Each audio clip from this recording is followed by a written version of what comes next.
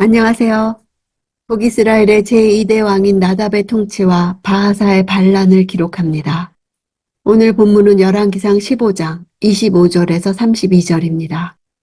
25절. 여로보암의 아들 나답은 유다의 아사왕 2년에 이스라엘의 왕이 됐고 나답은 2년 동안 이스라엘을 다스렸습니다. 북이스라엘의 제2대 왕 나답의 통치기간 2년은 남유다의 제2대 왕 아비암의 통치기간 3년에 견줄 수 있습니다.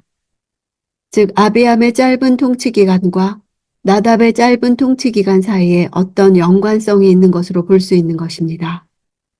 아비암의 경우 그의 짧은 통치기간은 그의 죄에 대한 여호와의 심판으로 볼 수 있고 나답의 경우 역시 그러합니다.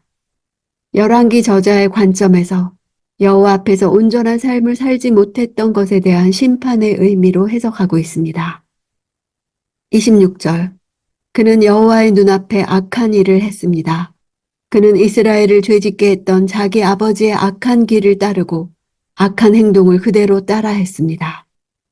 나답에 대한 전반적 평가입니다. 열왕들의 평가에 있어서 열왕기 저자가 중요하게 생각하는 것은 그들의 출신 배경이나 인간적 업적이 아니라 그들이 하나님과 올바른 관계를 유지하고 있느냐입니다. 하나님은 남유다와 북이스라엘을 불문하고 선왕의 그릇된 전철을 밟는 왕들을 일찍 그 자리에서 패하심으로써 다른 왕들로 경계를 삼게 할 뿐만 아니라 두 왕국의 회복을 앞당기고자 하셨습니다. 27절. 이사갈의 집안 아히야의 아들 바하사가 그를 대적할 음모를 꾸미고 기브돈에서 그를 죽였습니다. 그때는 나답과 온 이스라엘이 블레셋 성 기브돈을 포위하고 있을 때였습니다. 바하사의 반란에 의한 나답의 죽음은 곧 북이스라엘을 열었던 여로보암 왕조의 멸망을 의미합니다. 대적한다는 단어는 기본적으로 어떤 것을 다른 것에 묶거나 매는 것을 뜻하고 서로 유대 관계를 맺는 것을 뜻합니다.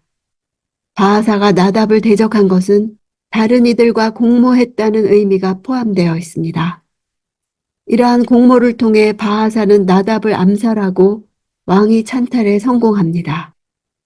북왕국의 역사를 살펴보면 총 20명의 왕 중 살해당한 자들이 7명에 이르는데 나답이 바로 그 첫 경우입니다. 이제부터 이스라엘의 역사는 주전 722년에 막을 내릴 때까지 왕권 쟁탈전의 연속이 될 것입니다. 이스라엘은 통일왕국에서 분열된 이후 총 210년 동안 9왕조로부터 20명의 왕을 맞이하게 됩니다. 그를 죽였다 할 때 죽였다는 단어는 주로 전쟁에서 적들을 쳐서 죽인다는 뜻입니다. 신하의 신분이었던 바하사가 왕권을 찬탈하기 위해서 마치 적을 죽이듯이 나답 왕을 살해했음을 나타냅니다. 이 동사는 하나님이 심판의 주체가 되실 때에도 사용됩니다. 나답을 죽인 바하사의 행위에 대해 이 단어가 사용된 것은 바하사가 하나님의 심판의 도구가 되어 하나님의 심판을 대행했음을 암시합니다. 블레셋 성 기브돈을 포위하고 있을 때란 바하사가 북이스라엘이 블레셋과 접전하고 있는 위기의 상황을 교묘하게 틈타 음모를 꾸민 것입니다. 이렇게 외부의 적과의 전쟁을 이용한 바하사의 행위는 비판을 받을 만합니다. 29절. 그는 왕이 되자 여로보암 집안의 모든 사람을 죽였습니다. 여로보암 집안에 숨쉬는 사람은 하나도 남김없이 다 죽였습니다. 여호와께서 그의 종 실로 사람 아히야를 통해 말씀하신 그대로 된 것입니다. 하나도 남김없이 다 죽였다는 동사는 멸절시킨다는 동사로서 대체로 전쟁이나 대량 학살과 같은 갑작스런 큰 재해를 묘사할 때 사용됩니다. 따라서 바하사가 얼마나 참혹하게 나답의 가족과 친족들을 학살했는가를 엿보게 합니다. 그는 여로보암의 가계를 완전히 멸절시킴으로써 후한을 없애고 자신의 왕권을 확실히 다지려고 한 듯 합니다. 이것 역시 여로보암 가문에 대한 하나님의 공의의 심판이었습니다. 30절.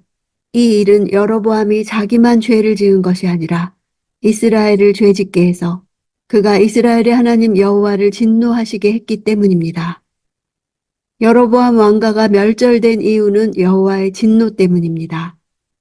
여로보암의 가계가 그토록 처참한 최후를 맞게 되었는지 그 근본 이유를 설명해 줍니다. 이 문장은 북이스라엘의 열왕들이 하나님의 심판을 받게 된 결정적 이유를 밝힐 때 공식처럼 등장하는 문구입니다. 31절 나답 때 일어났던 모든 일과 그가 한 모든 것은 이스라엘 왕들의 역대기에 기록되어 있습니다. 2년이라는 짧은 재위 기간 중 나답이 이룬 행적으로 기록된 것은 단지 기쁘돈을 포위하여 공격하려 했다는 사건밖에 없습니다. 조상들과 함께 잔다는 표현이나 어디에 장사되었다는 표현이 없습니다. 이것은 나답이 여로보암 가문의 묘지에 안장되지 못했다는 것을 의미합니다. 아이야를 통해 여로보암에게 속한 자들 중에서 오직 아비야만 여로보암의 묘실에 들어가고 그 외에는 아무도 들어갈 수 없다고 선언하신 말씀이 성취된 것입니다. 역대기에는 나답에 대한 언급조차 없습니다. 이렇게 나답이 이스라엘 역사에서 전혀 중요하지 않은 인물로 치부되는 것은 그의 짧은 재위 기간도 하나의 원인이 되겠지만 그에게 내세울 업적이나 영향력이 없었기 때문으로 추정할 수 있습니다.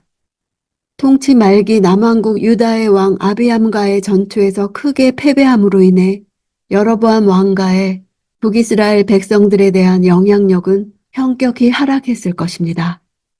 게다가 나답은 이러한 분위기를 반전할 만한 카리스마를 지니고 있지 못하여 여로보암 왕가에 대한 백성들의 반발은 더욱 가중되었을 것입니다.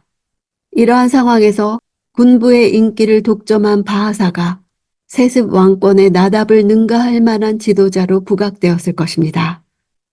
그래서 바하사는 미천한 신분임에도 불구하고 백성들의 아무런 반발 없이 북이스라엘의 새로운 왕이 될 수 있었습니다. 누구보다도 포로기에 있는 이스라엘 백성에게 이 말씀은 그들의 현 상황을 충분히 이해하게 했을 것이며 하나님의 말씀에 대한 경외심을 갖게 했을 것입니다.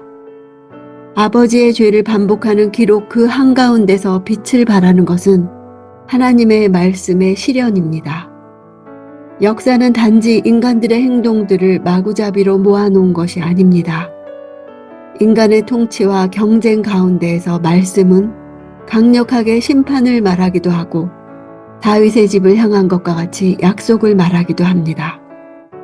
오늘날 신앙인들도 악한 행동에 대한 징벌이 속히 실행되지 않는다고 악을 담대하게 행하는 자들이 있습니다. 그러나 하나님의 말씀은 반드시 이루어짐을 알고 피할 길을 내실 때 돌이켜야 합니다.